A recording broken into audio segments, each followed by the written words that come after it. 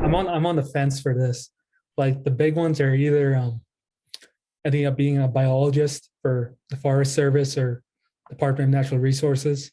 The other side of the spectrum, just becoming like super educated in like biology and ecology and being at like a high school teacher or even like a professor at some point.